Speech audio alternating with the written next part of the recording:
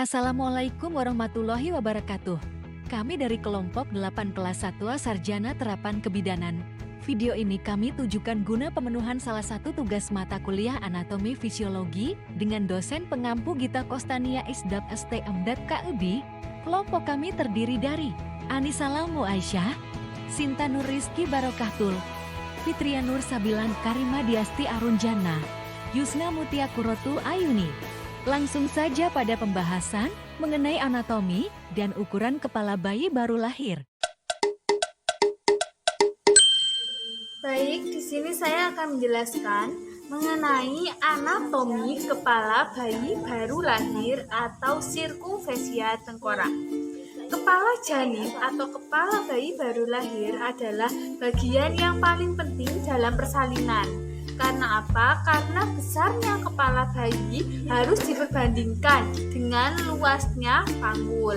Jika kepala bayi bisa melewati jalan lahir dengan lancar, maka bagian-bagian lainnya akan seperti itu juga. Kemudian untuk anatomi tengkorak ini dibagi menjadi 3 bagian. Yang pertama yaitu bagian depan atau disebut juga frontalis. Bagian samping disebut juga parietalis, dan bagian belakang yaitu disebut juga occipitalis. Untuk selanjutnya yaitu bagian-bagian dari kepala. Yang pertama ini ada bagian muka. Bagian muka terdiri dari os nasal atau tulang hidung, os zygomatikum, 2 os zygomatikum atau tulang pipi. Kemudian ada os mandibuler, tulang rahang bawah, dan os maksiler, tulang rahang atas. Untuk selanjutnya ada bagian tengkorak. Bagian ini merupakan bagian yang paling penting dalam dunia persalinan. Karena apa? Karena bagian ini merupakan bagian yang terdapat pada bagian paling bawah atau paling depan. Bagian ini terdiri atas 2 tulang dahi atau os frontalis, kemudian 2 tulang ubun-ubun atau os parietal, kemudian ada 2 os temporalis atau tulang pelipis, dan yang terakhir yaitu tulang belakang atau occipitalis. Untuk pokok bahasan selanjutnya yaitu ada sutura atau garis pemisah.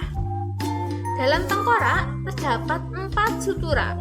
Yang pertama ada sutura frontalis, yaitu garis ini memisahkan antara 2 os frontalis. Dan untuk sutura yang selanjutnya yaitu sutura koronaria, yaitu sutura atau garis pemisah yang memisahkan antara os frontalis dan os parietal. Jadi garisnya ini. Kemudian ada sutura sagittalis, yaitu yang memisahkan antara kedua os parietal. Dan yang terakhir ada sutura lamboidea, yaitu yang memisahkan antara os parietalis dan os occipitalis. Perlu diketahui bahwa tulang antarmuka ini hubungannya sangat erat, berbeda dengan tulang-tulang tengkorak yang di setiap bagiannya itu terdapat sela atau sutura. Pada persalinan, sutura-sutura ini memungkinkan untuk bergeser agar mempermudah jalannya kelahiran. Dan perlu diketahui bahwa sutura dan ubun-ubun merupakan hal yang paling penting untuk menentukan posisi bayi dalam kandungan. Selanjutnya di sini saya akan menjelaskan tentang ubun-ubun.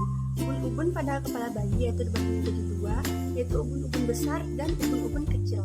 Nah, pada ubun-ubun besar disebut juga dengan fronticulus mayor, dan ubun-ubun kecil disebut juga dengan fronticulus minor. Nah, ubun-ubun ini merupakan tulang dalam tengkorak yang berbentuk segi 4 dan tempat bertemunya 4 sutura, yaitu yang pertama yaitu sutura frontalis, yang satu sutura koronaria kanan, dan satu sutura koronaria kiri, yang satu yaitu sutura sagittalis. Selanjutnya yaitu ubun-ubun kecil. Ubun-ubun kecil ini merupakan tempat bertemunya 3 sutura, yaitu 1 sutura sagittalis, 1 sutura lamboidea kanan, dan 1 sutura lamboidea kiri.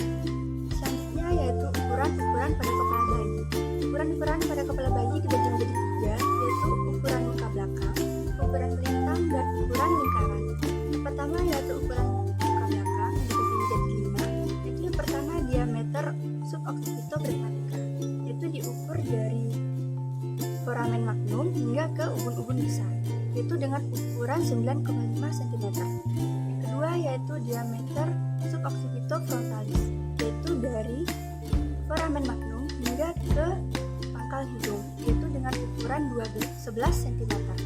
Yang ketiga yaitu diameter fronto-occipitalis, yaitu dari pangkal hidung hingga ke titik terjatuh pada kepala belakang, yaitu dengan ukuran 12 cm.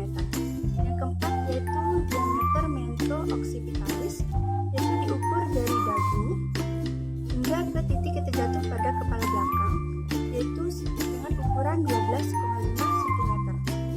Dan yang kelima yaitu diameter submento pragmatica, yaitu diukur dari bawah dagu hingga ke ubun-ubun besar dengan ukuran 9,5 cm.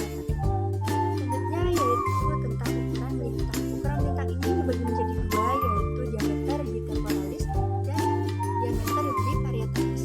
Pertama yaitu diameter biparietalis, yaitu ukuran antara kedua os parietal, yaitu dengan ukuran 9 cm. Dan yang kedua yaitu diameter bitemporalis, yaitu diukur dari sutura koronaria kanan dan sutura koronaria kiri, yaitu dengan ukuran 8 cm. Selanjutnya yaitu ukuran lingkaran. Ukuran lingkaran ini dibagi menjadi 3, yaitu yang pertama circumferentia suboccipito pragmatica, yaitu diukur dari foramen magnum hingga ke ubun-ubun besar, yaitu dengan ukuran 32 cm. Dan yang kedua yaitu circumferentia fronto-occipitalis, yaitu diukur dari pangkal hidung hingga ke foramen magnum, yaitu dengan ukuran 34 cm.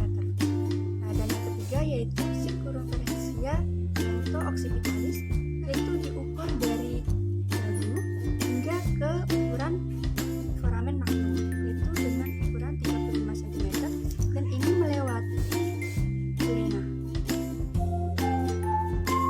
Cukup sekian dari kelompok kami. Jika ada kesalahan, kami memohon maaf sebesar-besarnya. Terima kasih. Wassalamualaikum warahmatullahi wabarakatuh.